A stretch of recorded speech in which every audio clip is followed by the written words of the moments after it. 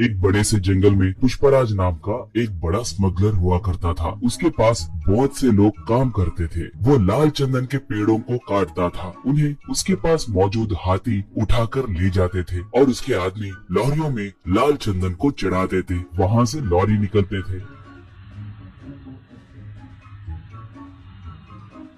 वहाँ पर चेकपोस्ट के पास मौजूद पुलिस वाले भी पुष्पराज के ही आदमी होने के कारण उनकी जांच करे बिना ही वो लोग लॉरियों को छोड़ देते थे। ऐसे उसके जुर्म का साम्राज्य बहुत फैला हुआ था। उसके पास गंगा नाम की एक हाथी थी। पुष्पराज को गंगा बहुत पसंद थी। उसे अच्छा खाना खिलाते हुए उसका बहुत ख्याल रखता था। वो भी पुष्पराज को अपने ऊपर बिठाकर घूमते रहती थी।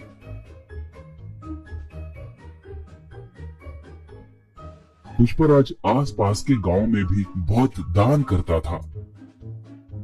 इसलिए अगर गांव में कभी कोई पुलिस की गाड़ी आती तो उस गांव में रहने वाले पुष्पराज के आदमी तुरंत पुष्पराज को फोन करके उसे जानकारी देते थे। इससे पुष्पराज सतर्क होकर जंगल में दूसरे इलाके को अपने आदमियों के साथ मिलके चला जाता था।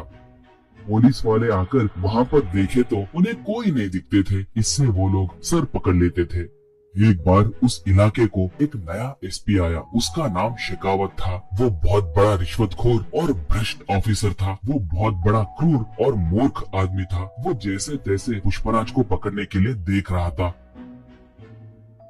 एक बार गलती से गंगा एक घाटी में गिर गई, मगर वो पूरी तरह से घाटी में गिरे बिना नीचे एक बड़े से पत्थर के बीच में फंस गई थी। वो हाथी उसे बचाने के लिए चिंगारने लगी।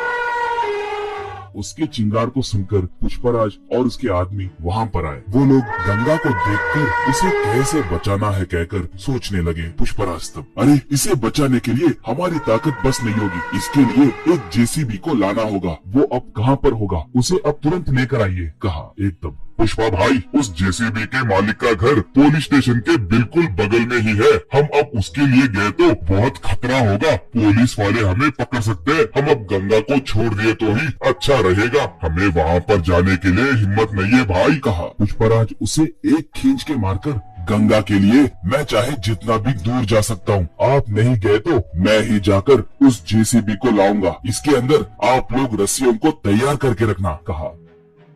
ऐसे वो बाइक को लेकर गांव में आया। उस जेसीबी वाले से पूछकर जेसीबी को लेकर निकला।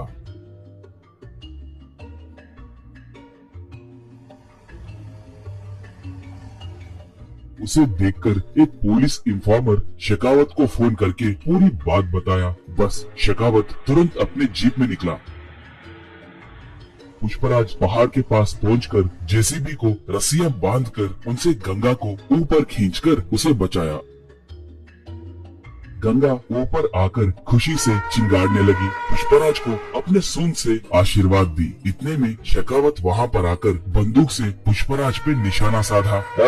शराफत से सरेंडर हो जाओ, वरना ये बुलेट तुम्हारे भेजे में घुसेगी, कहकर पुकारा। उसे देखकर पुष्पराज के आदमी मारे डर के वहाँ से भाग गए। पुष्पराज तब, मैं तुम्हारे बारे में बहुत कुछ सुना हूँ। तुम्हारे जैसे निठल्लों को मैंने बहुत देखा है। मैं तुम्हें सरेंडर हुआ तो भी तुम मुझ पर केस डालकर मुझे जेल में नहीं डालोगे कहकर मुझे अच्छे से पता है। मुझे एनकाउंटर करोगे कहकर मैं जानता हूँ, कहा। शेखावत तब, सही कहा, तुम बहुत समझदार हो। मैं तुम्हें एनकाउंटर करने के लिए ही आया हूँ। तुम्हें टपका दिए तो मुझे 10 करोड़ रुपए मिलेंगे। चुपचाप भगवान की याद करो, यही तुम्हारे आखिरी क्षण है, कहा। बस गंगा एकदम से उस पर वार की। सूंड से उसके हाथ में के बंदूक को दूर फेंक दी। उसे अपने सूंड से पकड़कर जमीन पे जोर से पटकी। बाद में उसे उसी घाटी में फेंक दी। इससे उसे छुटकारा मिला।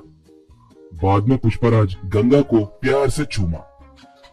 उसके ऊपर बैठकर जंगल की ओर निकला पुष्पराज। दोस्तों, आपको ये कहानी पसंद आई तो दया करके हमारे चैनल को सब्सक्राइब कीजिए। उसके साथ साथ वीडियो को लाइक मार के आपके दोस्तों को शेयर भी कीजिए। पुष्पा 2 के लिए कौन कौन इंतजार कर रहा है हमें कमेंट में बताइए। धन्यवाद।